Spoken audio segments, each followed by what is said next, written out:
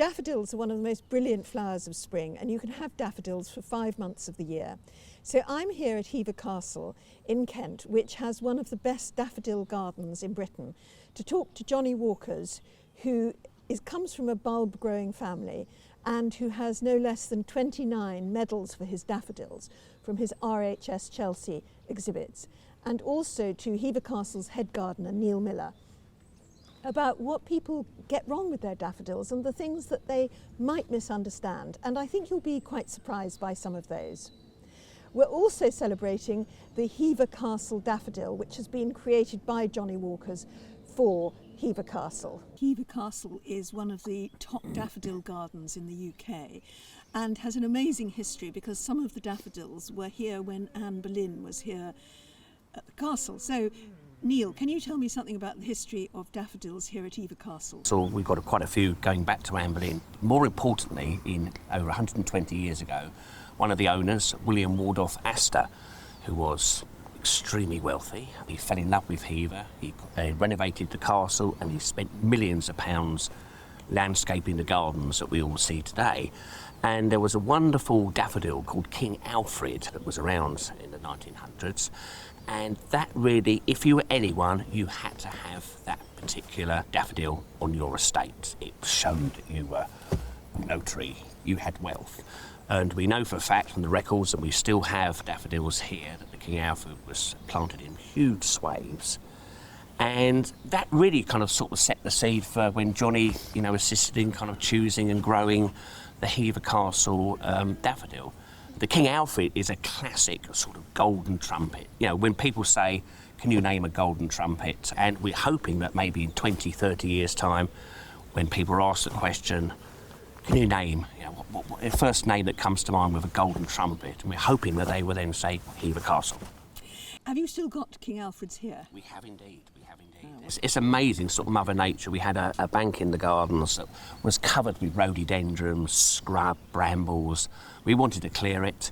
We cleared it, and then probably the year or two afterwards, we saw hundreds of daffodils suddenly appear. We haven't planted them, so it would have definitely been William Astor's team. So they just remained dormant because it was covered in shade. Quite often someone moves into a house and the daffodils come up and they don't seem to be flowering. They think, oh, well, they're old, they're over, they're not going to be any good.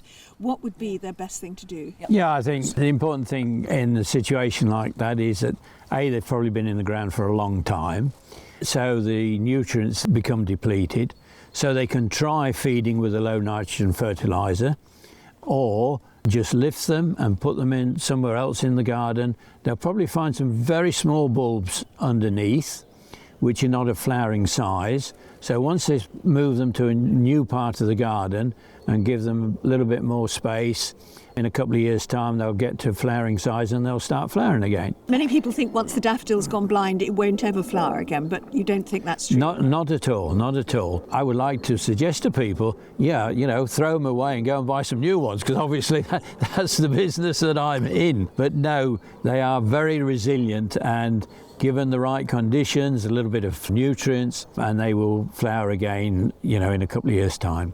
When people are thinking about buying daffodils, what should they really think about when they're choosing it? Right, the important thing, of course, is to go to a reputable outlet, either mail order or a garden centre.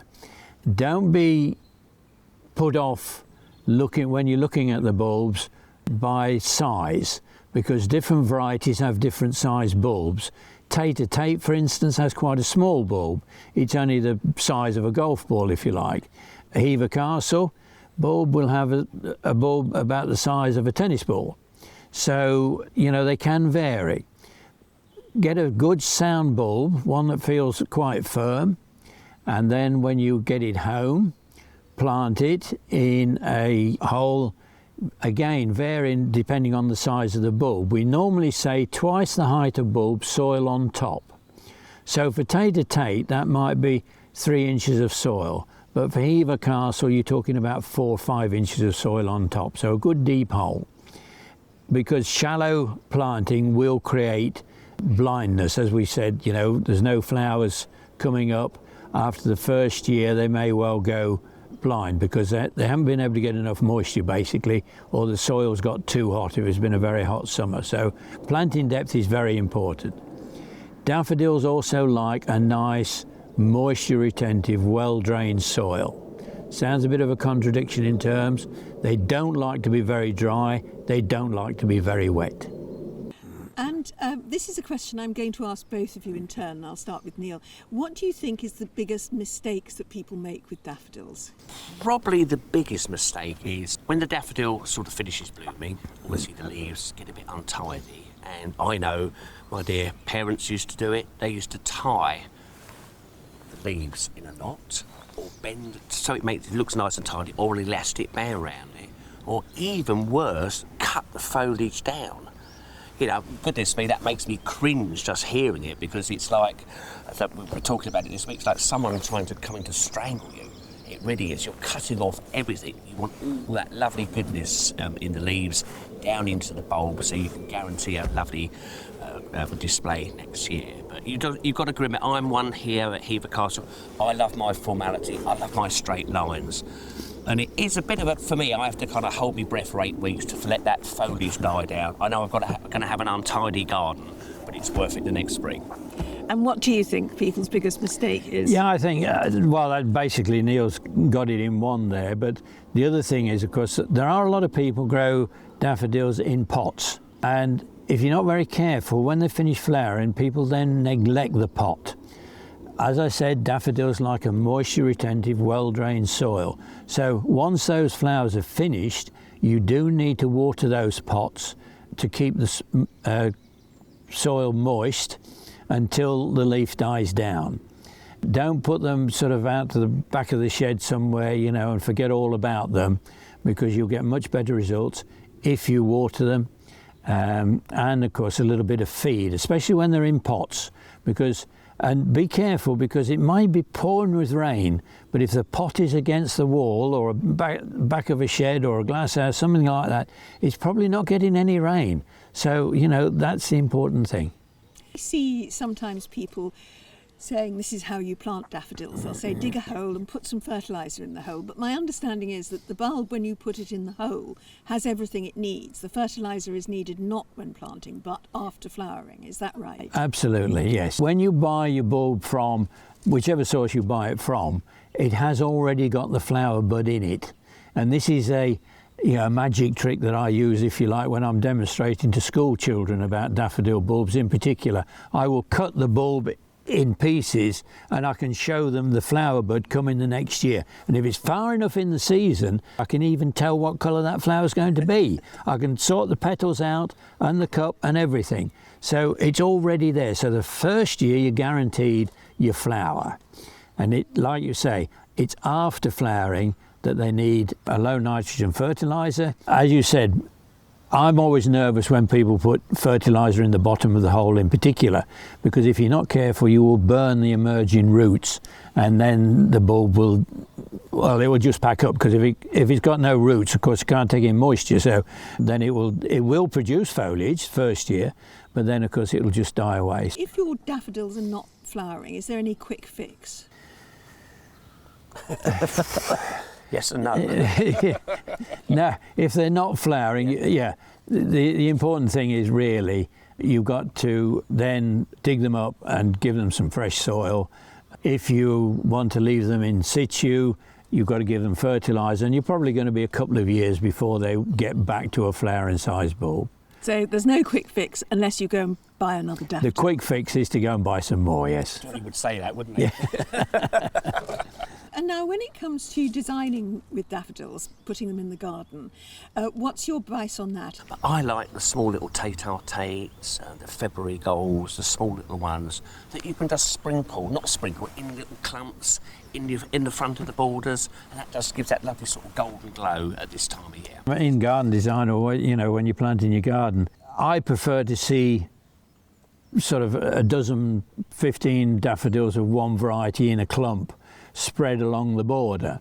But if you're in large gardens, as we are here at Hever, the perceived plan then always is to stand in the middle of the area you want to plant, pull a handful of bulbs out of the bag, throw them in the air, and wherever they land, that's where you plant them. And that's two things there, of course, is A, they've then got plenty of room to grow into more bulbs, bigger bulbs, and to split up, and B, it's a more informal scene, which is Hever, which is what you really want. Yeah. There's a story. One of the hybridizers, a Mrs. Abel Smith from Hertfordshire, she used to get her grandchildren and sit them in a barrow with a bag of bulbs and said, right, I'm going to walk up the garden and just throw the bulbs out, and wherever you throw them out, wherever they land, that's where we're going to plant them. If you are creating a drift, or you've got enough space to create a drift, say in the lawn, what are the mistakes people make when they're doing that? Well, basically, the biggest mistake you can make, of course, is get impatient and cut the lawn too soon. You know, you've got to leave the foliage a minimum of 8 weeks after flowering to die down before you start chopping it off. And in a lawn, of course, you may well again have the situation where if you're in amongst trees, you're hitting tree roots all the time and you're not planting them deep enough. So depth is the critical factor, really, in a moisture retentive, well-drained soil. And normally in a drift in larger gardens with plenty of grass and what have you, there's going to be enough nutrient there anyway. It's amazing how much there is there. And I don't, you definitely don't put any fertiliser on, do you? Because no, well, yeah, we'll come on to yeah, okay. So, deadheading. We break all the rules. We have tens of thousands here. So deadheading is quite a chore, and it's just not practical here. But that is not what the listeners should be doing. Really, daffodils, you don't want them to go to seed. As soon as those spent flowers are taken off, stepped off, because you want the goodness to go back. As soon as they go to seed, they think they're going to die. But you want all that goodness. So deadhead, and if you've got a nice patch in your garden, it's quite therapeutic. You don't have to do them all in one go. If you want them to naturalise, what should you be thinking about? Yeah, it is a good soil that you're planting into, with nutrient in it. A pH of 6.5, 7, so neutral pH. They don't like acidic soil, and that, again, is something that people have a problem with in some areas. I'll get letters from people saying that the first year they flowered perfectly okay, the second year they didn't. Then when you ask them, well, what else are you growing in your garden? They'll come back camellias and stuff like that, and you know then that they've got an acidic soil. And sometimes it's just a case of trying different varieties in your garden. Some varieties will do better than others, depending on the conditions. Planting in full sun, for instance, daffodils won't last as long as if they're in semi-shade. And, so the situation in the garden will make a difference as well. And if you've got something like a very acid soil, you can still have daffodils, can't you? But it's just, you'll probably have to buy them again every year. Yeah, well, there's that. Or what I often suggest to people is that they grow them in pots, in large pots, and then plunge them in the border. So, they've been able to choose the compost they've used, an non-acidic, an alkaline compost. They can plunge them in the border. And the beauty then, of course, is that once they've finished flowering, they can take those pots out of the soil, put them to one side somewhere and plant something else in that sort of situation. So they've got a win-win situation. They've got daffodils, they've got the colour they want, and then they can put bedding or whatever they want there in the summer. And of course, after daffodils comes tulips. And I've also been to Hever Castle to talk to Neil about tulips. And that video is coming up next. So if you want beautiful tulips in your garden, don't miss it. And thank you for watching. Goodbye.